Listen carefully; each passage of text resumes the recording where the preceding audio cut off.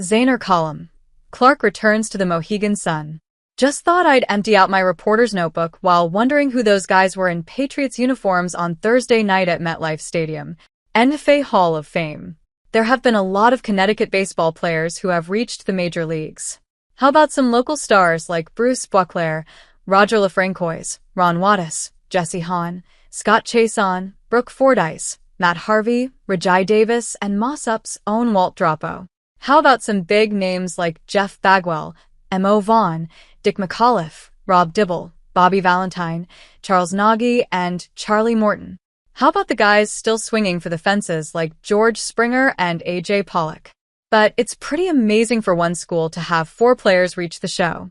The late Ed Walczak, Andrew Carignan, Eric Campbell, and Dominic Leone, and will be inducted into the Norwich Free Academy Hall of Fame on November 22nd at Lake of Isles.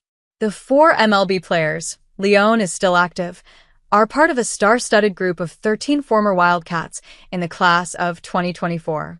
This class represents the very best in NFL athletic history, NFL Athletic Director Roy Wentworth said in a press statement. Imagine the journey it took to get to the majors. Little League, Babe Ruth League, Fall Ball, AAU, American Legion, Cape Cod League, College, the minor leagues. I don't care if you threw 1 pitch or got 1 at-bat in the majors. You made it. Incredible. Walczak, an infielder, played in 20 games the 1945 Philadelphia Phillies. He had 12 hits in 57 at-bats for a .211 batting average. He hit no home runs but drove in 2 runs and scored 6 times.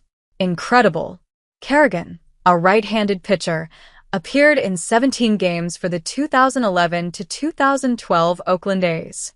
He went 1-1 with no saves and a 4.50 ERA.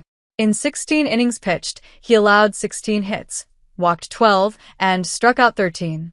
Incredible.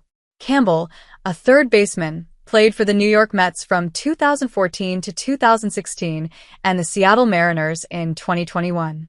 He appeared in 200 games and came to bat 449 times. He hit 7 home runs and 18 doubles. He drove in 44 runs and batted .223. Incredible. Leone, a right-handed pitcher, has been in the major leagues since 2014. He has appeared in 427 games for 9 teams: Seattle, Arizona, Toronto, St. Louis, Cleveland, San Francisco, New York Mets, Los Angeles Angels, and Chicago White Sox. The middle reliever has a 22-25 one-loss mark with 8 saves and a 3.94 ERA.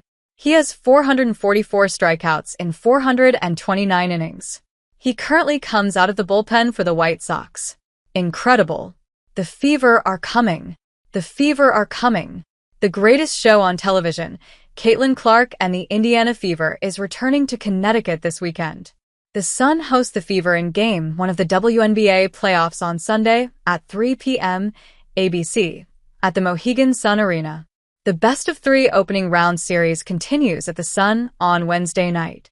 If the teams are tied 1-1, the third game is on Friday at Indiana.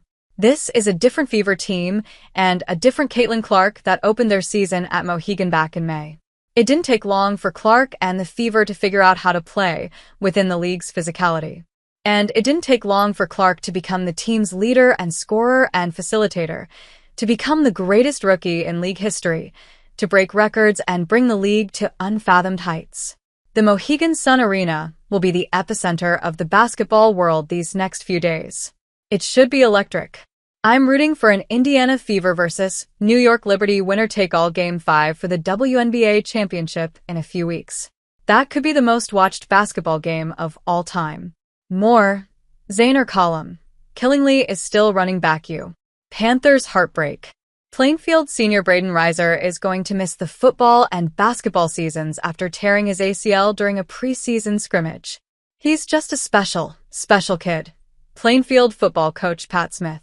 I feel so bad for him. I tried to explain an example of how we had some seniors who never got to play during COVID. With his son, Liam, at quarterback, Smith guided Plainfield to consecutive Class S playoff appearances in 2018 and 2019. The Panthers battled State Power and Sonia in losing efforts both times, but with Liam returning, along with a host of other seniors and veteran players, Smith was poised to have the best season during his long tenure in 2020. The season, however, was cancelled due to COVID precautions. Smith said Reiser's injury was heartbreaking. Here's a kid who is so looking forward to playing quarterback and safety and playing basketball, his real passion, Smith said. The kids rallied around him, and they've been very supportive of him. He'll be a leader out here for us, even though he can't play. Yes. Shohei Ohtani's 50 home run and 50 stolen base season is simply incredible. But I'll take Carl Yastrzemski's 1967 Triple Crown season over anyone's. Yaz was getting a clutch hit or making a clutch play in the field every day while leading the Red Sox to an improbable pennant-winning season.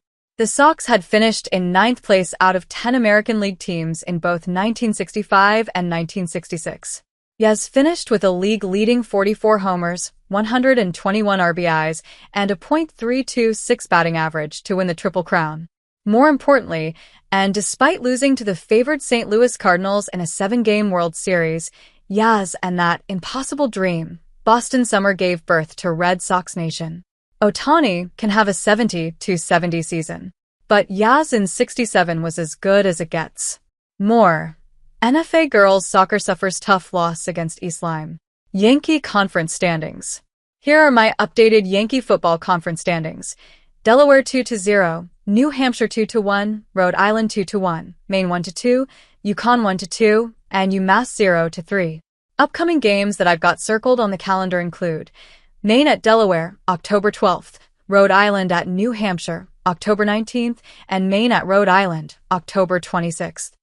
Of course, there is the highly anticipated Yukon at UMass battle on November 30th. That is if the Minutemen have enough players. UMass travels to Athens the week before to engage in a check-cashing contest against the Georgia Bulldogs at Sanford Stadium. Stuck in the 70s. On September 26, 1976, the New England Patriots upset the defending Super Bowl champion Pittsburgh Steelers, 30-27, at Three Rivers Stadium in Pittsburgh. https://www.norwichbulletin.com/story/sport/column/Zanor column Caitlin Clark returns to Mohegan Sun for WNBA playoffs ##hashtag text equals trailing %% D for %% yardas.